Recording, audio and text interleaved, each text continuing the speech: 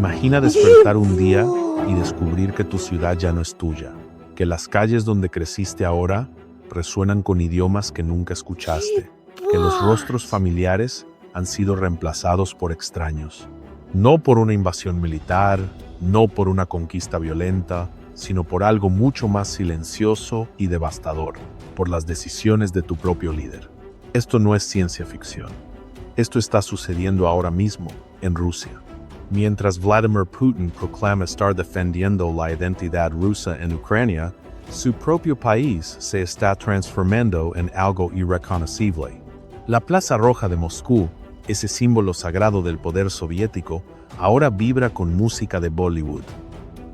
San Petersburgo, la joya cultural de Dostoyevsky, se ha convertido en un mercado chino. Y en las calles de Vladivostok, los ciudadanos rusos son tratados como extranjeros en su propia tierra. ¿La ironía? Putin quería expandir Rusia, pero terminó perdiendo a los rusos. Hoy te voy a mostrar cómo una guerra que se suponía fortalecería a Rusia, la está destruyendo desde adentro. Como un imperio que temió durante siglos ser invadido, ahora está siendo colonizado sin disparar un solo tiro. Y como millones de personas están presenciando el fin de Rusia tal como la conocemos. Si quieres ver más videos como este, asegúrate de darle like, suscribirte y activar las notificaciones. Realmente ayuda a que el canal crezca.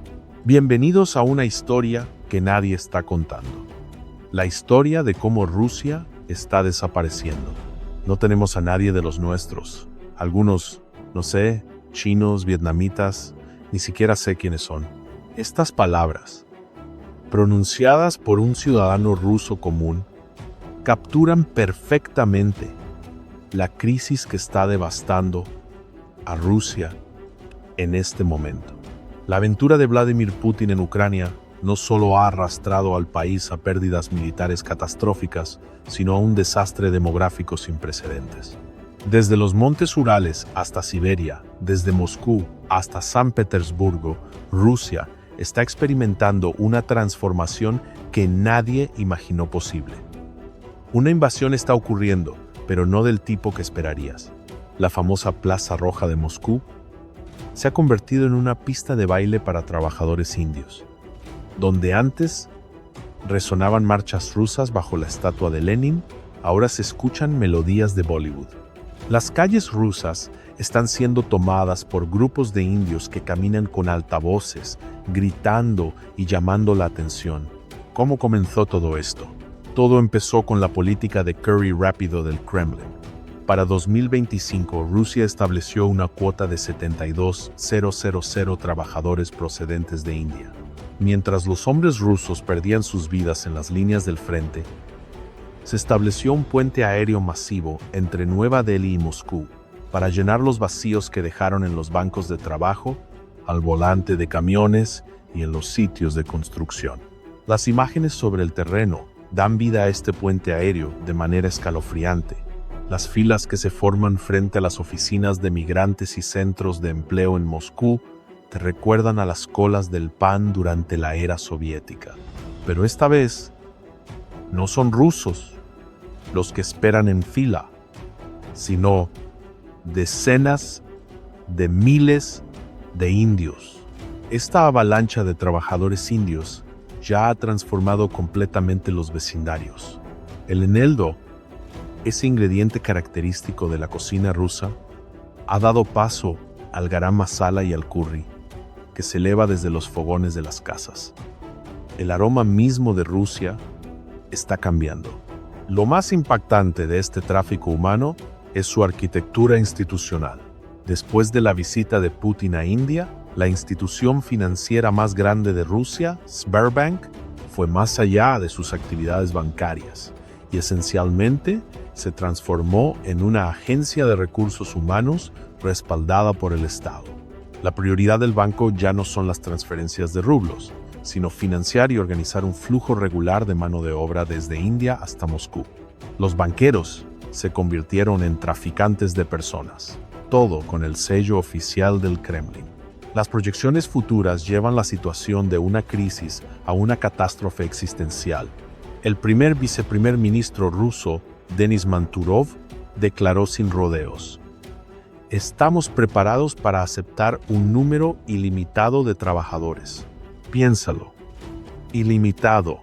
Para 2026 se planea la incorporación de 40,000 trabajadores indios adicionales. Pero eso es solo el comienzo. La Cámara de Comercio de los Urales hizo una predicción alarmante. Necesitamos 1 millón de trabajadores indios.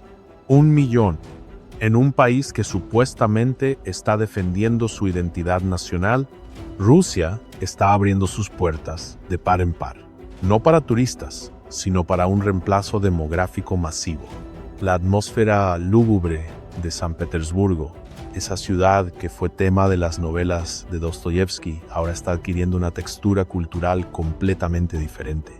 A los trabajadores indios aquí se les ofrece un salario de aproximadamente 100,000 rublos, lo cual se considera alto según los estándares rusos. Este ingreso corresponde a ganancias de más de $200 al mes. Compara eso con un trabajador ruso promedio que gana un máximo de 60,000 rublos mensuales.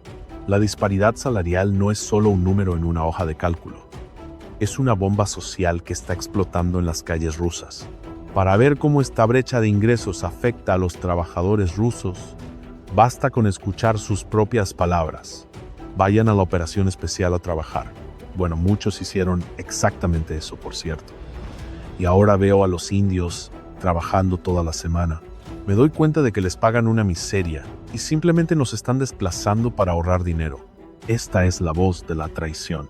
Un trabajador ruso que ve cómo su propio gobierno prefiere contratar extranjeros por salarios más bajos mientras él lucha por sobrevivir. Desde las ciudades industriales de la región de los Urales hasta los suburbios de Moscú, todo está bajo la influencia de esta nueva ola demográfica. Cuando viajas en el metro de Moscú, ves más rostros del sur de Asia que rostros eslavos. La pregunta que nadie quiere hacer en voz alta: ¿esto sigue siendo Rusia? Pero esta transformación no se está produciendo en un silencio pacífico.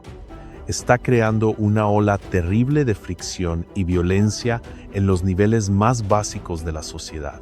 Aquí es donde la historia se vuelve aún más irónica y trágica.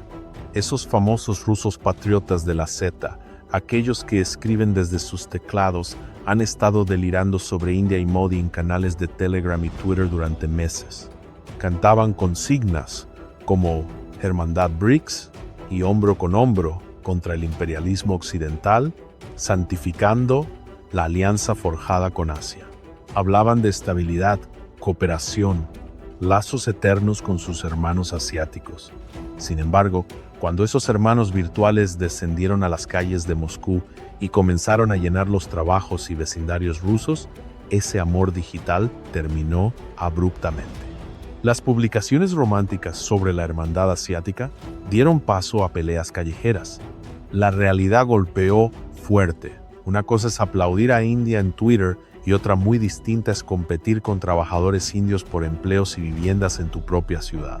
Si la ola de mano de obra proveniente de India es una fuga demográfica, las relaciones con China representan el colapso completo de la represa. Putin le entregó las llaves de Rusia a Beijing bajo el pretexto de una amistad ilimitada para sobrevivir a las sanciones occidentales. La entrada sin visa de Rusia para ciudadanos chinos efectivamente eliminó los controles fronterizos. Esta medida fue el resultado de la desesperación económica del Kremlin. Necesitando turistas chinos para las entradas de divisas extranjeras, Rusia convirtió el famoso Nevsky Prospect de San Petersburgo en un verdadero mercado chino. Ahora, en lugar de susurros rusos frente al Palacio de Invierno o en los pasillos del Museo del Hermitage, se escuchan los ecos de los megáfonos de los guías turísticos chinos. Las imágenes desde el terreno muestran cuán devastadora ha sido esta transformación. Los enormes grupos chinos que caminan por las calles de San Petersburgo parecen propietarios que han venido a inspeccionar la ciudad, no turistas que han venido a visitarla. Estas multitudes están invadiendo el espacio vital diario de los comerciantes rusos y del público en general. Lugares que una vez frecuentaban la aristocracia y la intelectualidad rusas, ahora están bajo el control de masas impulsadas por el poder del yuan. Putin ha caído en la posición de un comerciante que vende el patrimonio cultural de Rusia por dinero en efectivo. Junto a los turistas chinos, ver grandes cantidades de trabajadores chinos en Rusia es ahora la nueva normalidad. La visibilidad y concentración de personas chinas ha aumentado dramáticamente en muchas ciudades grandes como Vladivostok, Khabarovsk y Blagoveshchensk. Sin embargo, el lado más oscuro de esta relación está emergiendo en el lejano oriente, en Vladivostok. En esta ciudad, una vez conocida como el gobernante del Este, los ciudadanos rusos ahora son tratados como ciudadanos de segunda clase en su propia tierra. Un video filtrado en las redes sociales que causó un alboroto muestra a estudiantes chinos golpeando a un limpiador ruso. La humillación es completa. Un trabajador ruso, en suelo ruso, siendo atacado por extranjeros que actúan con total impunidad. Las publicaciones en redes sociales de ciudadanos rusos locales resumieron el horror de esta decisión devastadora en una oración ominosa. Putin firmó un decreto que otorga a los ciudadanos chinos entrada sin visa a Rusia, pero técnicamente la frontera todavía existe. ¿Controlarán sus futuros activos en Siberia? Esta ansiedad no era infundada. Ya hemos sido testigos de imágenes de cómo los recursos naturales de Rusia están siendo consumidos, y hemos escuchado el grito de desesperación de un ciudadano. El monstruo de recursos que es China, liderado por el Partido Comunista, está consumiendo Siberia. Están talando estos abedules, llevándose el bosque rojo, los pinos centenarios. Según informes del Servicio de Inteligencia Extranjera de Ucrania, para financiar su máquina de guerra en Ucrania, el régimen de Putin está entregando efectivamente el control de las tierras más ricas del país. Esa vasta geografía, que comprende aproximadamente el 40% del área total de Rusia, está siendo transferida a Beijing. No es una teoría conspirativa. Es una transacción económica disfrazada de amistad estratégica. Pero hay una capa aún más distópica en esta historia: Corea del Norte. Putin se ha vuelto dependiente no solo del poder económico de China, sino también del trabajo esclavo del régimen más aislado del mundo. La llegada de 50.000 trabajadores norcoreanos a Rusia es una de las operaciones de tráfico humano patrocinadas por el Estado más grandes de la historia moderna. Estas personas no están trabajando como obreros en sitios de construcción rusos. Son robots biológicos contratados por el régimen. Jornadas laborales de 18 horas, solo 2 días libres al mes, y seguridad laboral casi nula. Mientras Putin declara la guerra contra los valores occidentales, ha transformado su propio país en una versión moderna de los campos de trabajo estalinistas. Los proyectos de vivienda de lujo en San Petersburgo y Moscú ahora están siendo construidos no por ingenieros rusos, sino por este ejército de sombras. La existencia de una unidad del ejército de construcción de 5, 0, 0, 0 efectivos es la prueba de que la capacidad técnica de Rusia se ha derrumbado. Aún más alarmante, según informes de inteligencia ucranianos, trabajadores norcoreanos están siendo asignados a fábricas en Rusia para la producción de drones. La industria de defensa rusa, ese complejo invencible tan alardeado, ahora está confiado a los trabajadores de Kim Jong-un. Esto está desgarrando el tejido de la sociedad rusa. Por un lado, están los chinos, que tienen dinero y están comprando la ciudad. Por el otro, están los norcoreanos, trabajando en la miseria y a veces rebelándose. El funcionario ucraniano Anton Gerashchenko hace la pregunta obvia en este punto: ¿cuántos de ellos realmente permanecerán en los sitios de construcción y cuántos serán utilizados en las líneas del frente? La respuesta no está escondida en los oscuros corredores del Kremlin. Es claramente evidente en las prácticas pasadas de Rusia. Primero trajeron a centroasiáticos, luego cubanos, luego nepalíes. La promesa siempre fue la misma: trabajos de construcción bien pagados. El escenario se desarrolla de manera tan predecible como una película de terror. Los trabajadores llegan a Moscú. Sus pasaportes son confiscados y se les presentan documentos escritos en cirílico del cual no entienden una sola palabra. Esos papeles que les hacen firmar bajo el pretexto de solo un procedimiento seguro de construcción son en realidad sus sentencias de muerte.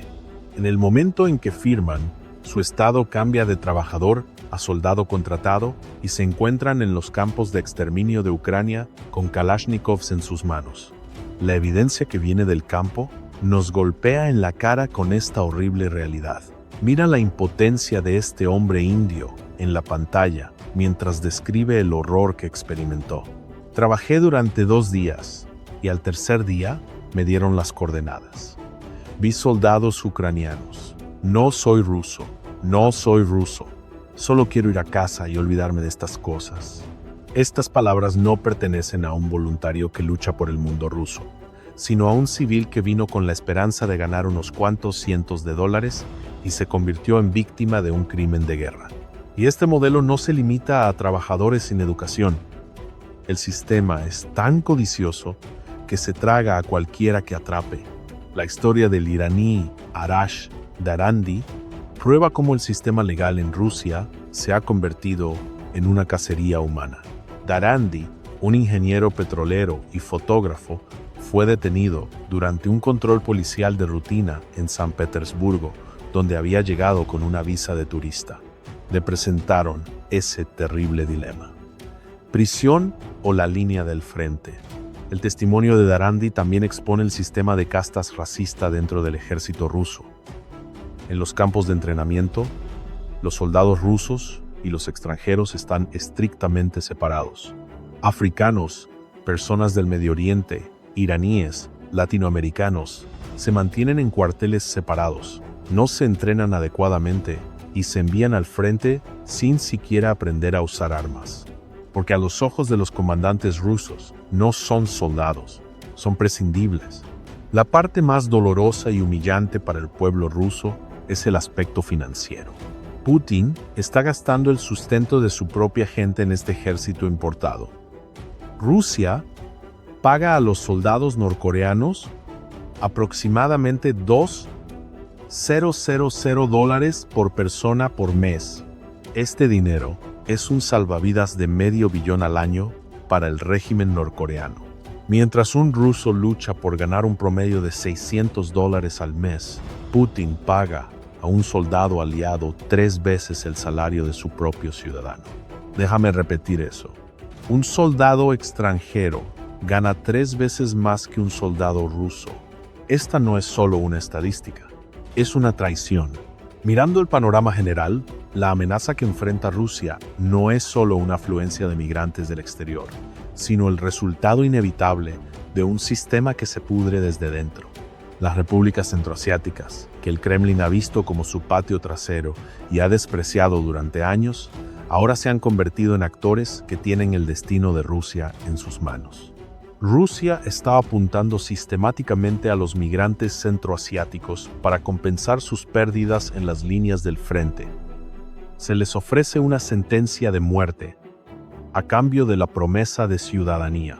Sin embargo, esta estrategia ha creado una reacción terrible.